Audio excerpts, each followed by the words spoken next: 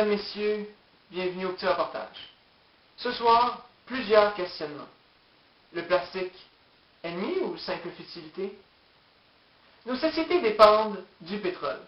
Le plastique participe activement à faire augmenter la demande de cette matière première. Imaginons notre vie sans le plastique. Inconcevable. Voyons-nous l'ampleur des répercussions de nos gestes sur l'écosystème? La surconsommation fait augmenter le nombre de déchets. Ceux de plastique, par le suremballage, les sacs d'épicerie ou encore par les bouteilles d'eau, n'échappent pas à cette triste règle. Le plastique, menace domestique. Un reportage d'Yvan Sagler.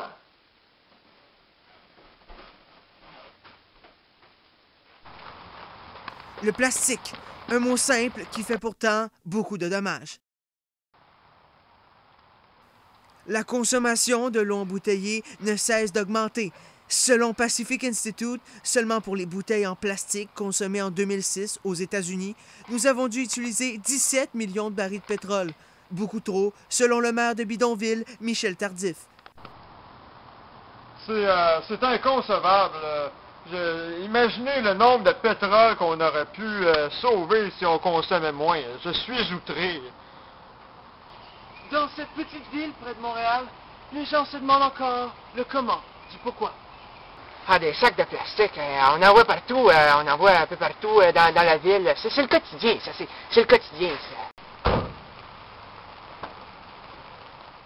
Le quotidien. Pourtant, les campagnes récentes des sacs réutilisables fonctionnent. La consommation des sacs de plastique a considérablement diminué depuis la dernière décennie. Où voit-on les résultats concrètement?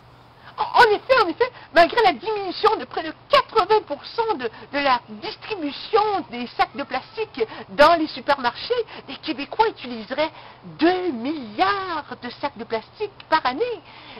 On estime la consommation annuelle mondiale de sacs de plastique de 2 milliards, de 500 milliards, je m'excuse, je me mélange dans mes chiffres, de 500 milliards à 1 trillion. C'est beaucoup, alors c'est un commencement, c'est un pas dans la bonne direction, c'est bien, mais il faut continuer.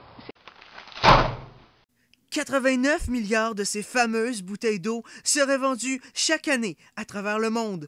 L'augmentation de la popularité de ces bouteilles nous amène bien des questions. Ben, c'est plus pratique, ça a meilleur goût, ça doit être meilleur pour la santé. Meilleur pour la santé, nous répondent-ils. Pourtant, plusieurs grandes marques comme Dasani et Aquafina embouteillent de l'eau du robinet. Cette pratique, tout à fait légale, est utilisée pour 25% des bouteilles d'eau vendues sur le marché. Mais ce n'est pas seulement la quantité faramineuse de plastique qui inquiète. Ces déchets contaminent la nappe phréatique et polluent le paysage. Ils tuent même plusieurs animaux, chose que dément l'Association canadienne de l'industrie des plastiques. C'est une mauvaise interprétation d'une étude canadienne de 1987, nous ont-ils répondu. Difficile à croire pour les environnementalistes, qui le vivent à tous les jours sur le terrain.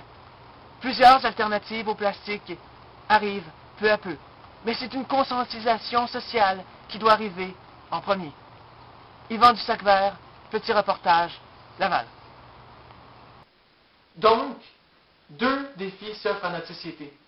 Le premier, recycler le plastique. Le deuxième, en consommer moins. Maintenant, à chacun de nous d'y voir. Bonsoir, à la prochaine.